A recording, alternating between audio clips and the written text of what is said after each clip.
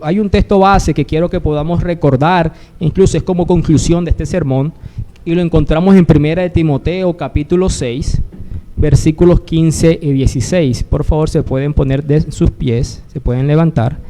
1 de Timoteo capítulo 6, versículos 15 y 16. Y mientras ustedes van allá, les decía, hacer una predicación temática, no voy a exponer directamente este texto, 1 de Timoteo capítulo 6, sino que estaremos en varios textos de aquí para allá y de allá para acá, desarrollando la idea que les quiero compartir. 1 de Timoteo capítulo 6, versículos 15 y 16. Yo leo el 15 y unánimes leemos el 16. 1 Timoteo capítulo 6, versículos 15 y 16.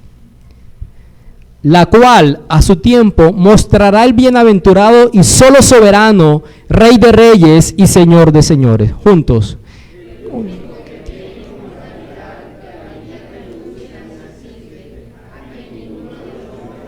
Esto no puede ver. Amén. Amado Dios, Señor Padre, queremos honrar tu nombre, orando por agradecimiento, por permitirnos leer tu palabra en esta mañana, Señor. Muchos de nosotros quizás tenemos tantas cosas allá afuera que dudosamente podemos estar concentrados en esta mañana. Muchos de nosotros también en este tema podemos ser indiferentes, o quizás este es un tema que mueve nuestras entrañas al hablar acerca del voto o la política.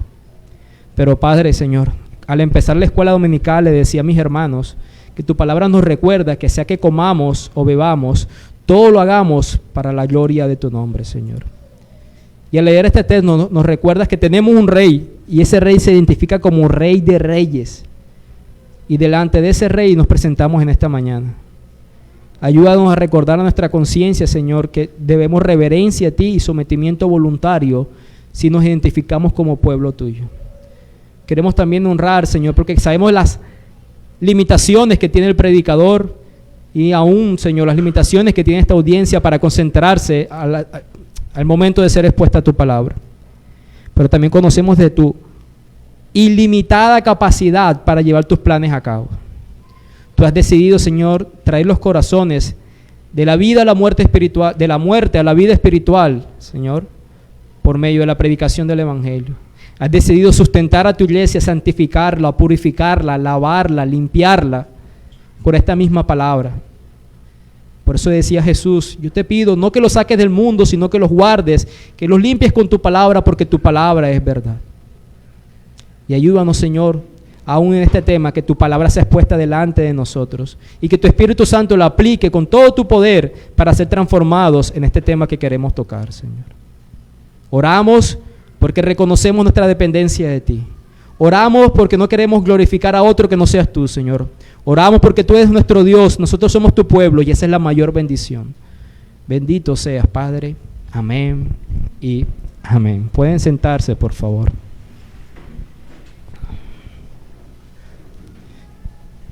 No es una cuña radial, pero qué rico estuvo el café esta mañana en medio de la conversación agradable que pudimos tener. Toca decirle al diácono que tome nota para próximos domingos también tenerlo presente.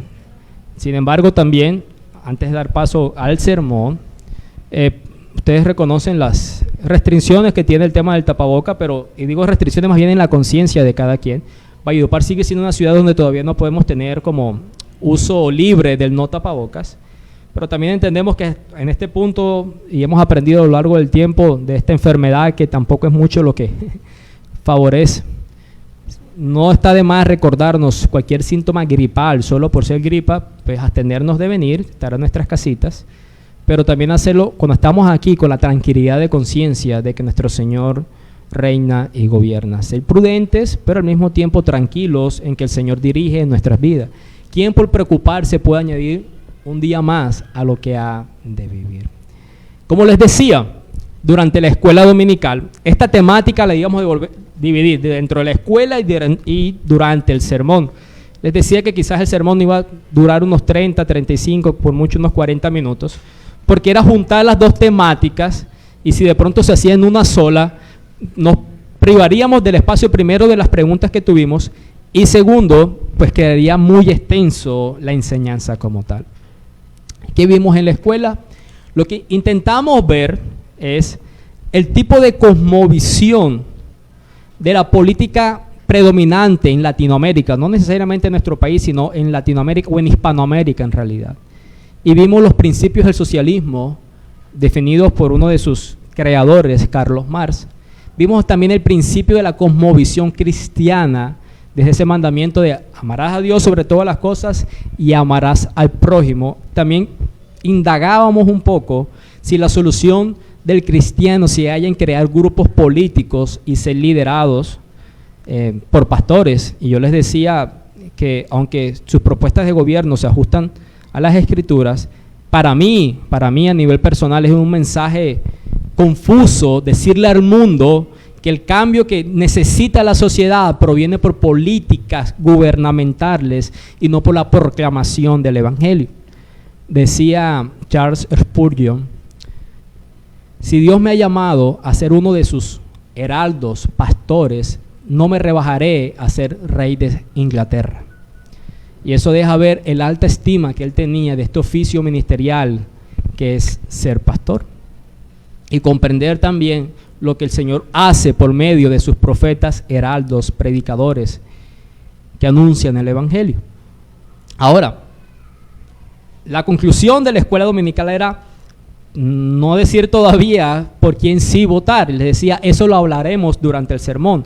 ¿De qué se trata este sermón, el cristiano y el voto? Y de paso, algo de reconocimiento y honra a aquellos que me sirvieron para elaborar este tipo de enseñanzas. Pastor Alex Mercado de Barranquilla, el doctor César Vidal, que tiene mucha temática relevante de lo que tiene que ver el cristiano dentro de la cosmovisión política y el desarrollo dentro de la sociedad, Pastor Sugel Michelén.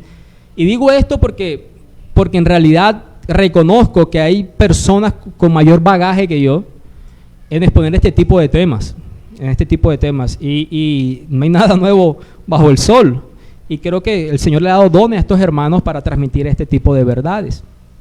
Y les decía que lo que deseo hacer esta mañana es poder mostrar un perfil bíblico por quién votar, no decir quién es el candidato por quien se va a votar, sino un perfil bíblico por quién votar. Y como segundo, unos asuntos prácticos acerca del cristiano y el voto. Cómo desarrollar ese ejercicio de ir a este escrutinio público y elegir un candidato. ¿De qué forma hacerlo? Una serie de pasos prácticos para hacerlo. Pero antes de eso, quiero mostrarles unas motivaciones que tienen las personas, en primer lugar, para no votar. Motivaciones para no votar. Por ejemplo, como les decía, y espero que puedan acompañarme de la Biblia en muchos textos, iremos a Mateo 20. Mateo 20. En Mateo capítulo 20 encontramos en alguno de los versículos el deseo de dos de sus apóstoles, Santiago y Juan, por medio de la madre de sus hijos, ¿no? Mateo 20, en el versículo 20, vemos a la madre de estos apóstoles, de Santiago y de Juan, los hijos de Zebedeo, y le dice: mira, cuando tu reino venga, cuando tú estés gobernando, deseo que mis hijos, uno esté sentado a tu izquierda y el otro esté sentado a tu derecha. Y no se refería a ideales políticos, izquierda o derecha, sino que más bien dentro de esa cosmovisión judía le estaba diciendo: tú eres el rey y vas a gobernar, pero yo sé que todo reino que tiene como diferentes ministros, servidores que le ayudan a gobernar, no todos tienen la misma relevancia. No es lo mismo un ministro de justicia que un ministro de deportes, por poner un ejemplo. Hay asuntos de mayor trascendencia. Y deseo que mis hijos tengan los dos cargos más relevantes dentro de tu gabinete de gobierno. A lo que Jesús responde: lo que ya conocemos. Pero a partir del versículo 24, también vemos la respuesta que los otros apóstoles tuvieron frente a esta petición. Cuando los 10 oyeron esto, se enojaron contra los 2 hermanos. Entonces Jesús, llamándolos, dijo: ¿sabéis que los gobernantes de las naciones se enseñorean de ellas y los que son grandes ejercen sobre ellas potestad? ¿Qué es lo que motiva a muchas personas a ser como distantes de este tipo de asuntos, como el participar de elecciones y de votos? Es: los gobernantes hacen lo que quieren. Vote por el que yo vote, ellos se van a enseñorear sobre la nación. La Biblia lo dice. ¿Para qué voy a votar? ¿Para qué me voy a desgastar si al fin y al cabo ellos terminan haciendo con la nación lo que ellos quieran hacer? Y muchos toman esa postura. No desean participar del voto, sencillamente porque perciben que los gobiernos ultrajan a la nación. Y Jesús hace la aclaración: en medio de ustedes no debe ser así. El tipo de gobierno que yo propongo es distinto. El mayor se haga el menor, y el que desea ser honrado sea siervo de los demás. En mi reino no es de esa forma. Lo otro que quiero mostrarles: motivaciones seculares para votar. Y me refiero a motivaciones no extraídas desde las Escrituras cuando digo seculares. ¿Por qué la gente participa del voto? Y es aquí donde surgió mi idea, como pastor de ustedes, de hablar de esta temática. No para estar a la moda, sino porque sé que es las motivaciones que el mundo tiene, pero también sé que es las motivaciones que muchos de ustedes tienen para participar en el voto. Una de las motivaciones es beneficio económico. Beneficio económico. Y esto lo vemos en muchos aspectos. Desde que él vende el voto al mejor postor, algunos ven la oportunidad de conseguir algo extra ese fin de semana. Ojalá fueran elecciones cada 8 días. Así tengo garantizado el almuerzo. Pero otros también lo ven como un beneficio económico por proyectos económicos que se les ofrecen si usted hace proselitismo político. Mira, apoya la campaña, que de ahí vienen los contratos. Apoya la campaña, que de aquí vienen los contratos. Entonces, muchas personas se identifican con el candidato A o con el candidato B por el beneficio económico que esperan ser retribuidos por su elección popular. Si yo hago campaña, sé y garantizo mi contrato por más tiempo, sobre todo aquellos que tienen contrataciones con entes estatales, gubernamentales. Si el candidato sale, ya pierdes tu trabajo, ¿no? Otro, tradición familiar. Mis abuelos, mis tíos, mis padres han pertenecido a cierto color político de la nación. Y todos votamos por ese, independientemente de quién sea, porque es que toda nuestra vida ha estado ahí. Recuerdo hace 15 días hablando con un tío: ¿por quién vas a votar? Por no sé quién. ¡Uy, no! Le voy a dar algo a tu abuela, la vas a traicionar. La vas a traicionar. Y era literal en el sentido de que lo que yo le decía era que ese grupo, mi abuelo, sufrieron toda esa persecución. Ustedes recuerdan de cuando un partido perseguía al otro, entre conservadores, liberales, que literalmente tuvieron que salir de sus tierras huyendo de esa violencia, lo que recordamos como la patria boba, lo que ha marcado nuestra historia. Entonces, algunos todavía tienen sus elecciones políticas por el pasado de sus antepasados. Y aún dentro del cristianismo también vemos eso. Personas que eligen sus candidatos porque su familia es de tradición de ese cierto color, de ese cierto partido. Una tercera motivación: cercanía a partidos políticos. Quizás usted ejerza algún tipo de trabajo o contrato donde está en ese ambiente constante. Como les decía ahorita, como por ejemplo en trabajos estatales. No es mentira que se ejerza presión en la conciencia a los que trabajan en este tipo de entidades, ¿no? Ustedes que tienen la experiencia saben de que, mira, aquí para seguir teniendo comidita, toca votar por este candidato. Y no solo votar, sino hacer campaña. Hay reunión, tienes que estar en la reunión, tiene que verse la masa, tiene que verse el pueblo. Y muchos pues también eligen eso. ¿Qué tal esta motivación? Resentimientos. por el que sea con tal que no sea ese. Eso no es una elección de según el criterio por sus propuestas gubernamentales, sencillamente que mi propuesta es que aunque no sea ese, es suficiente para mí. Y digo resentimientos porque ha sido afectado a nivel personal, no sencillamente porque le caiga mal, sino porque pudo haber sido afectado a nivel personal. Y es preocupante porque es que la Biblia dice qué hacer contra aquel que te hace mal, ¿no? Orar, servir, perdonar, amar, el Sermón del Monte. Por eso les decía que este tipo de motivaciones no bíblicas me preocupan cuando se ven dentro de los que tienen la Biblia. O la tiene cerrada, o hay un asunto que debe evaluar su corazón. Otras son las expectativas inadecuadas. Y cuando me refiero a expectativas inadecuadas, es que yo quiero escoger este candidato, porque este candidato es el que verdaderamente va a sacar este país de donde se encuentra. Es poner su dependencia emocional en el candidato a votar. ¿Quién lo hace así? El mundo. ¿De quién depende mi salud, mi economía, mi vida? Del futuro presidente. Y es un ídolo del corazón.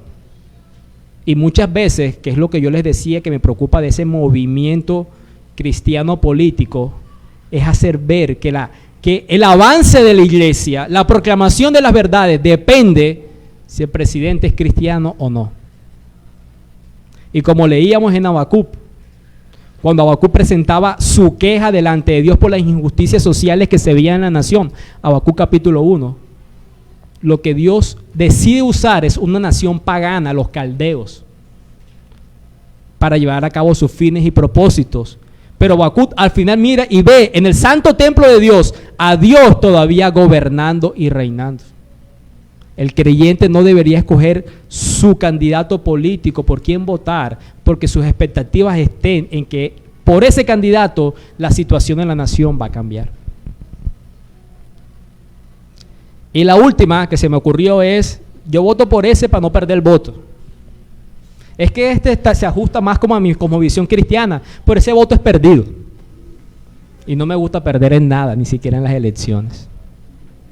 Como les decía, son motivaciones no bíblicas para votar, pero quizás usted pudo haberse sentido identificado con una o muchas de estas. Y eso debe hacernos cuestionarnos, debe hacernos cuestionar. Pastor, ¿cuándo va a llegar el punto que va a decir por quién sí votar? Vamos a ver entonces por quién votar. Vamos a ver un perfil bíblico por quién votar. Y cuando me refiero a perfil, cuando se está haciendo la selección de un candidato para ser contratado para un oficio, allá es lo que se conoce como perfil profesional, ¿no? El perfil profesional lo que hace es la descripción de las características necesarias que debe poseer la persona para que ejerza un cargo o un rol. Y cuando yo defino perfil bíblico de un futuro presidente, gobernante, no quiero decir que sea una fotografía o la persona exacta, sino que como un perfil posee las características que según las escrituras debería tener. Tenemos que recordar que a pesar de que somos cristianos y nuestra nacionalidad no es de este mundo, aquí somos peregrinos, pasajeros, advenedizos, también las escrituras tienen algunos textos que nos recuerdan las responsabilidades que tenemos como ciudadanos terrenales de la nación donde nos encontramos. Estas verdades no se chocan, sino que más bien se coordinan mutuamente y son reales. Miren lo que dice Proverbios 24:21. Proverbios 24:21 dice lo siguiente: teme a Jehová, hijo mío, y al rey. Teme a Jehová, hijo mío, y al rey. Sométete a Dios, pero también tienes unas autoridades civiles a las cuales tienes que someterte. Estas realidades no son contrarias, como les decía. El cristiano vive con la mentalidad de que no pertenece a este reino, pero aún vive dentro de este reino. La oración de Jesús: Juan capítulo 17. Yo no te pido que los saques del mundo, sino que los guardes en medio de este mundo. El cristiano debe vivir de tal forma que muestre reverencia a su Dios, pero también haciéndolo sometiéndose a sus autoridades. Y eso nos lleva a asumir la responsabilidad de las dos nacionalidades que tenemos, como cristianos y como colombianos en este caso particular. Mis hermanos, y gracias a Dios porque no nos ha dejado a ciegas en asuntos como estos. La Biblia tiene varios textos que nos evidencian cómo debe ser nuestro comportamiento como ciudadanos del reino de Dios, por ejemplo, el Sermón del Monte, y como ciudadanos de la nación.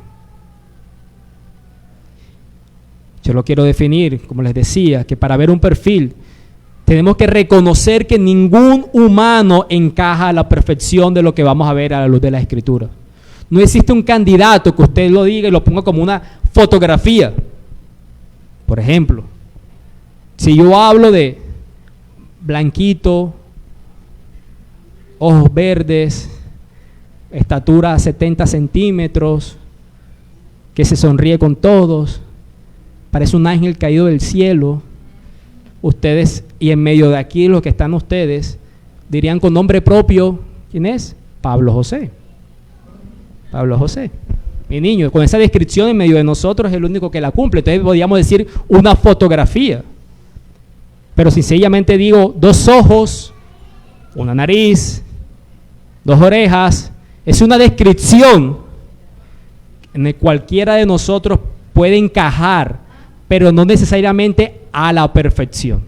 Y cuando hablamos de un perfil de liderazgo, tenemos que recordar que hablando acerca de líderes políticos, no importa por quién votemos, siempre lo haremos, como normalmente decimos, por el menos malo. Siempre lo haremos por el menos malo. Y lo digo en un sentido relativo, ¿no? Porque, bueno, ¿quién? Ninguno. Todos hemos pecado delante de Dios, hemos sido destituidos de su gloria, pero lo haremos como el menos malo. Primera descripción del perfil. Tiene que ser apto para gobernar, para liderar. Eso es obvio. Cuando usted se halla enfermo físicamente, yo espero que usted no vaya al carpintero, ni que usted vaya, no sé, al ingeniero. Cuando usted está enfermo físicamente, usted debe ir ¿a quién? Al médico. Entonces, si es alguien que va a gobernar, debe ser apto para gobernar. Debe ser apto para gobernar. Miren lo que dice, por ejemplo, Primera de Reyes, capítulo 3, versículos 9 al 10. Primera de Reyes, capítulo 3, versículos del 9 al 10. Cuando Salomón es puesto por rey delante de la nación, Salomón, entendiendo la gran responsabilidad de lo que significaba gobernar, dice en el versículo 9, dice: da pues a tu siervo corazón entendido para juzgar a tu pueblo y para discernir entre lo bueno y lo malo. ¿Por qué? Porque ¿quién podrá gobernar este pueblo tan grande? Y agradó delante del Señor que Salomón pidiese esto. Él quería un corazón entendido, él quería entendimiento, necesitaba saber escuchar y saber atender, pero necesitaba también discernimiento, diferenciar entre lo bueno y lo malo. Son las actitudes necesarias que un gobernante necesita para llevar a cabo semejante responsabilidad tan grande. Él dice: a esta nación tan grande, ¿cómo la puedo liderar, gobernar? Pues con discernimiento y con entendimiento. ¿Recuerdan ustedes después cuando tuvo que juzgar entre dos madres que se disputaban un hijo? Y él dice: partan el niño por la mitad. Y la que era la verdadera madre desde adentro gritó: no, dáselo a ella. Esa es la madre, déselo a ella. Y eso dijo: oye, qué sabio es este hombre. A Dios le agradó este tipo de petición, obviamente, y la concedió en sabiduría. José, en Génesis capítulo 41, versículo 33, después de revelarle a Faraón los sueños, ¿no? Las vacas flacas, las vacas gordas, y decirle qué es lo que tienen que hacer, ahorran el tiempo de la abundancia para cuando llegue la escasez puedas tener alimentos de sobre, poder sostener a la nación. José dice: busquen un varón prudente y sabio. busquen un varón prudente y sabio. Eso nos deja ver que José creía que en medio de esos paganos egipcios podía haber a alguien con esas características. Él no dice, vayan a mi nación y traigan a alguno de allá, sino que en medio de ustedes busquen un varón que sea prudente y que sea sabio, que sea apto para administrar y gobernar estos recursos que se tienen que recaudar. Luego sabemos que a Faraón le pareció mejor que fuera el mismo José que gobernar. Mis hermanos, entonces vemos que para gobernar es necesario el entendimiento y la sabiduría que Dios provee. Pero sabemos que nuestros gobernantes no van a ir al lugar correcto para pedirlo. Y el lugar correcto para pedirlo no es la universidad, que obviamente debe tener un estudio académico necesario para gobernar, sino el lugar correcto es ¿quién? Delante del tribunal, delante del trono de la gracia de Dios. Eso significa que lo ideal fuera que nuestros gobernantes temieran a Dios y le pidieran a ese Dios, como hizo Salomón, que les otorgara sabiduría para atender las situaciones de la nación. Pero como ellos no van a confiar en ese Dios, los que sí confiamos en ese Dios debemos ir a ese Dios a pedir sabiduría a los que nos van a gobernar. Es necesario sabiduría para gobernar, pero sabemos que por ellos mismos no lo van a pedir a Dios. Nosotros constantemente debemos pedir sabiduría a nuestros gobernantes de turno. Antes de la crítica, presentarnos delante de Dios. Señor, concédele sabiduría, es lo que Pablo decía, primera de Timoteo, ¿no? Capítulo 2, oremos por las personas que están en eminencia, que están gobernando, para que podamos vivir reposadamente. Segunda característica de este perfil, alguien comprometido con la justicia. Tiene que haber equidad de justicia. ¿Por qué? Porque el gobierno protege a los gobernados. Alguien que no se tuerza frente a asuntos de justicia. En Éxodo 28, versículo 21, en Éxodo 28, versículo 21, perdón, Éxodo 18, en Éxodo 18, cuando Yetro visita a Moisés, le da una recomendación de quiénes son las personas que debe escoger como jueces para que atiendan los asuntos de la nación. Le dice, mira, desfallecerás del todo, tú y también este pueblo que está contigo, porque el trabajo es demasiado pesado para ti.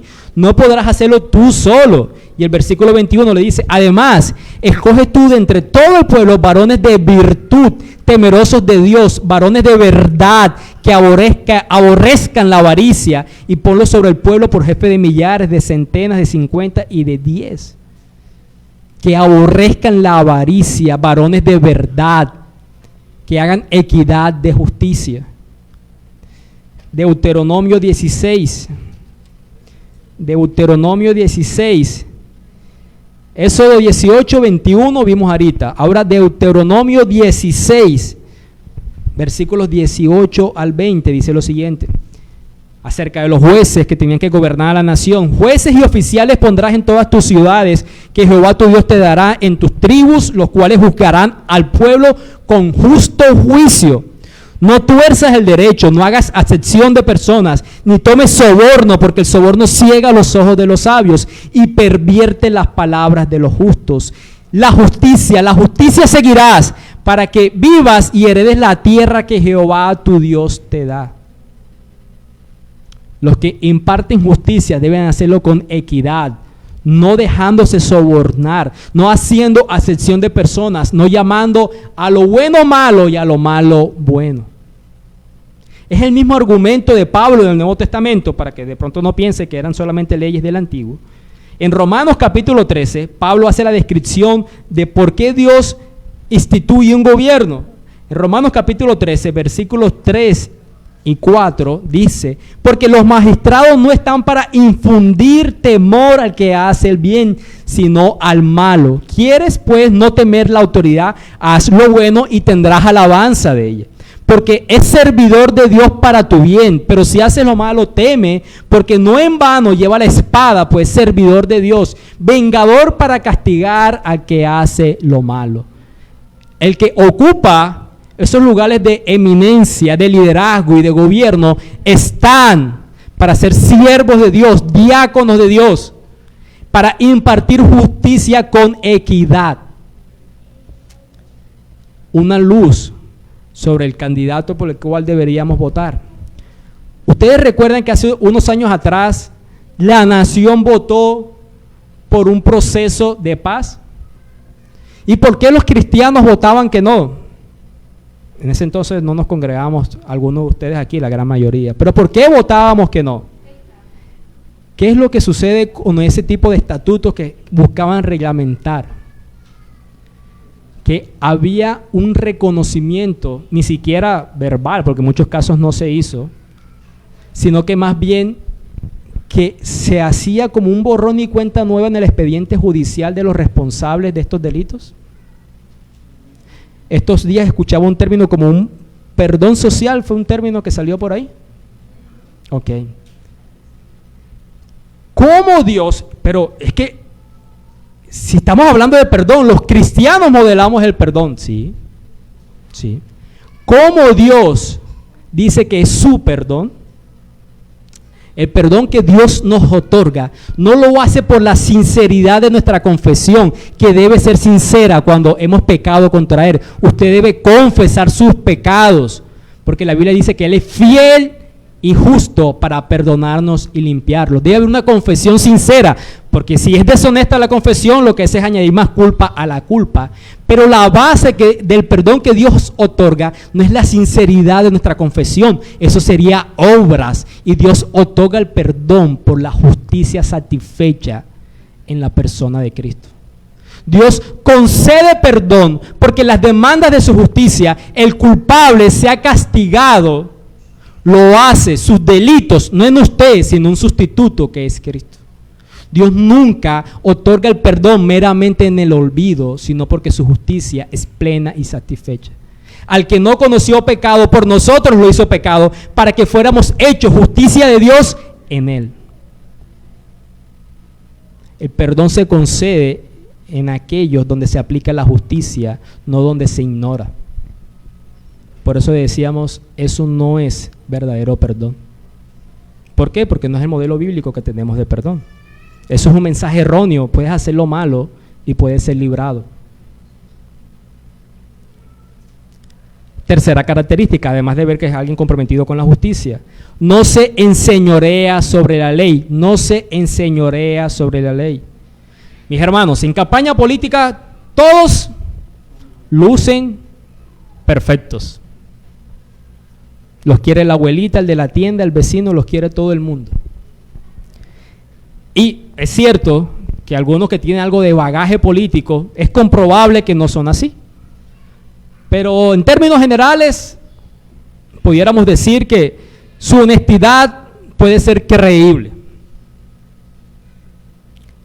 Pero nosotros deberíamos elegir a aquellos donde el sistema de gobierno, donde el presidente todavía tenga que rendir cuentas y no que esté centralizado solamente en ellos, como decíamos ahorita, de los principios del socialismo, donde buscan que todo esté centralizado en el Estado. Un solo tipo de gobierno, no donde haya una rendición de cuentas, donde ellos estén por encima de la ley, y no debemos escoger a personas que tengan ese tipo de ambición o cosmovisión políticas. Aquellos que deseen centralizar finanzas, entes gubernamentales en una sola persona, en este caso la presidencia. Miren el ejemplo de Pablo. Pablo en el libro de Hechos, en el capítulo 25, Pablo dice lo siguiente. Pablo en Hechos 25, versículo 11, cuando él dice: porque si algún agravio o cosa alguna digna de muerte he hecho, no rehúso morir. Hechos 25, versículo 11. Pero si nada hay de las cosas de que estos me acusan, nadie puede entregarme a ellos. A César apelo. ¿Qué está diciendo Pablo? Yo no estoy por encima de la ley. Y si yo he desobedecido la ley y el castigo la muerte, aquí estoy. Nuestros gobernantes no pueden estar por encima de la ley. Aún creemos que tiene que existir este sistema de gobierno donde unos supervisan a otros. Donde unos supervisan a otros. Este sistema de gobierno que desean acabar con las cámaras y todo este tipo de cosas son peligrosos. porque a quién le rendirán cuentas. Último perfil, y yo le dije que de media hora y creo que ya llevamos la media hora. Última característica del perfil: nuestro gobernante debía ser alguien que se rodea de hombres íntegros. Alguien que se rodea de hombres íntegros. Miren lo que dice Proverbios 25. Proverbios 25, versículo 5, dice lo siguiente: aparta al impío de la presencia del rey, y su trono se afirmará en justicia. Aparta al impío de la presencia del rey, y su trono se afirmará en justicia. Ustedes recuerdan al hijo de Salomón, Roboam, que lo delegó, que fue el siguiente rey después de Salomón. Roboam, ¿de quién se rodeó? De hombres necios e insensatos, jóvenes. No quiso atender los consejos de los sabios y más bien atendió el consejo de hombres necios e insensatos y jóvenes. ¿Cuál fue el resultado? El reino se dividió. El reino se dividió. Es importante saber nuestros candidatos, de quienes se rodean, de quiénes son sus fórmulas vicepresidenciales y cuáles son el tipo de postura que estas personas también tienen. Puntos prácticos. ¿Vieron el perfil del candidato? Ya van haciéndose una idea. Puntos prácticos para participar el próximo domingo de estas elecciones. Lo primero, y espero que así sea, es participar de este escrutinio donde la palabra de Dios sea nuestra guía para votar, haciéndolo con las herramientas que las Escrituras nos deja ver. Conocíamos lo que las Escrituras dicen, por ejemplo, de la propiedad privada, de lo que dice acerca de la educación, de lo que dice del perfil que debe tener un gobernante. Y recuerden, siempre estaremos eligiendo el menos malo. No es una fotografía, pero estaremos eligiendo el menos malo. Salmo 119, 105 dice: lámpara es a mis pies tu palabra. Hermanos, no debemos escoger líderes como el mundo los escoge. No podemos escoger líderes como el mundo los escoge. Yo sé que ya lo leímos en la mañana, pero para mí es tan preocupante que no hay nada nuevo ahí bajo el sol. Pero leíamos en 1 Samuel, capítulo 8, cómo la nación quería el mismo tipo de gobierno. ¿Por qué? Porque en ese momento los hijos de Samuel que estaban gobernando se habían apartado de la justicia. Ellos no anduvieron los caminos de su padre, se volvieron tras la avaricia, dejándose sobornar y pervirtiendo el derecho. Me preocupa que la iglesia quiera escoger sus gobernantes precisamente por las varias experiencias políticas que hemos tenido en los últimos años. Entonces, como ya estamos saturados de lo mismo, escojamos lo contrario, sin que eso lo pasemos por el filtro de la palabra de Dios. Mayor aún, que ni siquiera lo pasemos por el filtro de leer las propuestas presidenciales. Esa es otra que se me olvidaba dentro de las motivaciones para votar. ¿Por qué votas por ese? Porque me lo recomendaron. ¿Y qué propone él? Le preguntará el que me lo recomendó. ¿Tiene malo que le recomienden a alguien? No, pero cuando se lo recomienden, pídenle que les dé las propuestas de gobierno y puedan elegir la propuesta de gobierno. Puedan leerla. Hermanos, las propuestas no son largas. Por ahí página y media, 2 páginas, sus puntos principales. Y ustedes hacemos el ejercicio con toda responsabilidad. Con toda responsabilidad. Y no terminamos escogiendo como el mundo escoge. Dice en el versículo 5 en 1 Samuel capítulo 8, que ya leímos: he aquí tú has envejecido y tus hijos no andan en tus caminos, por tanto constitúyenos ahora un rey que nos juzgue como tienen todas las naciones. A pesar de que ellos ya tenían rey, la respuesta de Dios fue decirles: mire, yo soy su rey, yo los saqué de Egipto, pero me dejaron a mí y se fueron detrás de otros dioses ajenos, y ahora Samuel, contigo hacen lo mismo. Bien decía nuestro hermano ahorita, ¿y por qué Dios les otorgó entonces a ellos como rey? Y decíamos, como una señal de juicio. Porque Samuel les advierte en representación de Dios lo que implicaría para ellos. Estos Es el cumplimiento de lo de Mateo 20. Se enseñorearán sobre ustedes. Es la conclusión de los versículos en adelante. No importa, danos un rey como el que tienen todas las naciones. Este rey saldrá delante de nosotros y hará nuestras guerras. La ley de Dios, la palabra de Dios dice que yo tenga cuidado del necesitado, que atienda a las viudas, que cuide a los huérfanos. Yo lo voy a hacer, ¿cómo? Eligiendo un presidente que lo haga. Y así lavo mi conciencia. Mi preocupación es que la iglesia ha cedido las responsabilidades dadas por Dios con el necesitado, con los abatidos, con los huérfanos, y se lo ha dado y demandado de sus gobernantes. Y en ninguna parte de las escrituras dice, escojan gobiernos o gobernantes que cumplan el llamado que ustedes tienen. ¿Saben por qué las universidades más antiguas y de mayores renombre fueron fundadas por cristianos? Harvard, por ejemplo. Porque ellos buscaban, la palabra es enseñar a leer y escribir. ¿Cómo se llama la palabra? Alfabetizar a las personas en general. Y mis hermanos, y lo hacían con total excelencia, que aún hoy las mejores universidades son las privadas dentro del ranking mundial. La excelencia con lo que los cristianos, con la cosmovisión de amar a Dios y amar al prójimo, en alfabetizar, en ayudar. Por eso los orfanatos surgieron como idea ¿de quién? Del cristianismo. Pero nosotros hoy en día queremos gobiernos que hagan lo que a nosotros nos corresponde. ¿Saben quién quiere eso? El mundo. Y la iglesia empieza a escoger a sus gobernantes como el mundo los escoge. Y eso es supremamente peligroso, porque al fin y al cabo, en la sabiduría de Dios, si lo quiere hacer de esa forma, después vienen las consecuencias. Después vienen las consecuencias. Entonces debemos participar de la elección política con la palabra de Dios guiándonos. Lo segundo que tenemos que hacer es orar por sabiduría, oración por sabiduría. Miren lo que dice Proverbios capítulo 3. Proverbios capítulo 3, versículos 5 y 6, dice lo siguiente: fíate de Jehová de todo tu corazón y no te apoyes en tu propia prudencia. Reconócelo en todos tus caminos y Él enderezará tus veredas.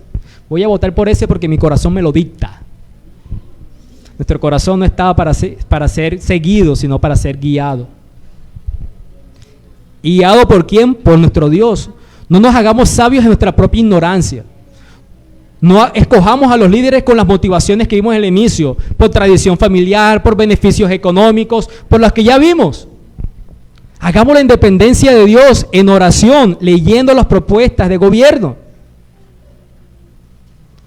Y además, orar por sabiduría no solo para votar, sino que, como vimos, que la sabiduría es necesaria en quien gobierne. Orar para que Dios le dé sabiduría al gobernante de turno. Salga quien salga electo, deberíamos orar por el presidente. Miren lo que dice Primera de Timoteo, precisamente cuando Pablo dice que oremos por este tipo de personas, capítulo 2. Exhorto ante todo a que se hagan rogativas, oraciones, peticiones y acciones de gracias. ¿Vieron?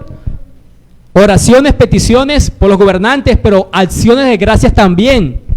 A veces, como un reloj que está dañado, que da la hora bien 2 veces al día, a veces los gobernantes de turno, que no son creyentes, le pegan a una. Y demos acciones de gracias cuando hacen lo que tienen que hacer. Por todos los hombres, por los reyes y por todos los que están en eminencia, para que vivamos quieta y reposadamente en toda piedad y honestidad. Hermanos, nosotros debemos orar no para que nuestro gobernante nos haga vivir sabroso, porque Dios no nos mandó a vivir sabroso. Y Pablo sigue diciendo, porque esto es bueno y agradable delante de Dios nuestro Salvador. ¿Por qué? El cual quiere que todos los hombres sean salvos y vengan al conocimiento de la verdad. Como dice el comentarista William Hendrickson, este versículo, Pablo no nos quiere decir que el cristiano debe votar para escoger gobernantes que nos faciliten la vida, sino más bien gobernantes que no sean de tropiezos en la proclamación del evangelio, porque el deseo de Dios es que todos los hombres lleguen al conocimiento de la verdad. Usted debe escoger gobernantes que sus planes en el gobierno no sean de tropiezo en la promulgación de esto. y orar para que cuando estén ahí no sean de tropiezo mientras que esto es predicado. No para que viva sabroso, sino para que el evangelio sea anunciado. Tercer punto práctico: vota por el candidato que se ajuste a la cosmovisión cristiana. Perfil no es foto. Mis hermanos, seguramente tendremos diferencias con ellos, con los candidatos, aún con el que se ajuste más a nuestro perfil de la cosmovisión cristiana, en algunos asuntos de sus políticas económicas o quizás de sus ideas de relaciones internacionales. Usted puede decir, yo creo que este candidato se ajusta a lo que las escrituras dicen, pero yo no comparto lo que quiere hacer con los impuestos, o yo no comparto lo que quiere hacer en políticas internacionales. Recuerden, perfil no es voto, pero hay unos principios bíblicos fundamentales que deberíamos considerar al momento de escoger. Primero, libertad religiosa. Libertad religiosa. ¿Qué dicen estas personas y con los que se rodean de la libertad para proclamar todo el consejo de Dios? Segundo, ¿qué piensan ellos y cuáles son sus políticas para proteger la vida desde la concepción hasta la tumba? Porque no solamente es aprobar un aborto, sino también aprobar la eutanasia. La vida depende de Dios. ¿Qué dicen ellos sobre el matrimonio? Sobre la familia. Una institución establecida y ordenada por Dios. Ellos y sus copartidarios, ellos y sus fórmulas vicepresidenciales. En redes sociales se ven muchas y muchas cosas extrañas. En redes se ven muchas cosas extrañas y mala información, eso es cierto. Pero también hay otras cosas que son de luz para nosotros y a veces los peores ciegos son los que no quieren ver. Y es evidente que dentro de los candidatos, en la baraja que hay unos que tienen enmarcado una política contraria a la libertad religiosa, a proteger la vida y a diluir o acabar la institución del matrimonio como la conocemos. La iglesia no promueve algo como rituales de conversión o como prácticas de conversión donde se aplican electrochoques a personas de la comunidad LGT y demás alfabetos. Y por eso ellos intentan promover para quitar ese tipo de prácticas. Y eso suena como que, oye, de verdad es que aplicar electrochoques para definir la identidad de género, eso no está bien. Sí, eso no te lo niega nadie. Pero ¿cuál es el límite de esa ley? Porque la ley también busca promover, entonces, que no se enseñe que si biológicamente naces varón, eres varón, si biológicamente naces mujer, eres mujer. Son las únicas dos opciones diseñadas por Dios. Y dice, no está bien que apliquen el electrochoque, pero no está bien que enseñen eso. Y desde leyes que intentan establecer en Senado y Cámara, buscan que no se pueda enseñar eso, no solo en los colegios, como ya sabemos que se intenta hacer, sino dentro del seno del hogar, que la última palabra del gobierno sobre los hijos no los tengan los padres, sino el Estado. El Estado. Como ustedes recuerdan en la historia de José, a pesar de que José estaba bajo el gobierno de Faraón, José le puso a sus hijos sus nombres judíos que él quiso ponerle, Efraín y Manasés. Qué bien cuando se acuerdan. Hermanos, por último, votemos con libre conciencia. Votemos con libre conciencia. Dios es soberano en la elección de los líderes nacionales, pero su soberanía la aplica por medio de nuestra responsabilidad. Eso es muy parecido como a la oración y la voluntad de Dios, ¿no? Dios es soberano para llevar a cabo su voluntad, sí, el instrumento es la oración del hombre. Pastor, no entiendo, bienvenido al club. Pero son dos verdades bíblicas. La responsabilidad del hombre y la soberanía de Dios. Daniel 2:21. Dios quita reyes y pone reyes. Él elige sus medios para cumplir sus planes redentores. La historia de Habacuc. Habacuc capítulo 1. Señor, mira las injusticias dentro de la nación. ¿Cuál fue el medio de Dios? Bueno, voy a traer un pueblo pagano, los caldeos que los van a invadir. ¿Cómo vas a usar a otros más pecadores que nosotros que somos tu nación. Dios usa sus medios. Pero al final, Habacuc, en el capítulo 2, versículo 20, Habacuc decía, veo a Dios en su santo templo, veo a Jehová en su santo templo. Nosotros votamos con libertad de conciencia, sabiendo que Él es soberano y que al final su voluntad será cumplida. Eso no es una licencia para coger candidatos contrarios a las Escrituras, pero lo hacemos no con el pánico de que la situación puede cambiar porque salió el candidato que no esperábamos. Lo hacemos con la tranquilidad de que Dios cumple sus planes redentores y santificadores por encima del pecado del hombre. El contexto de Romanos 13 que leíamos ahorita, donde Pablo dice, sométanse al gobierno porque son siervos de Dios, servidores de Dios, son diáconos de Dios. Y Pablo decía eso mientras que Nerón era el emperador, aquel que perseguía a la iglesia. Eso decía Pablo con ese sistema de gobierno.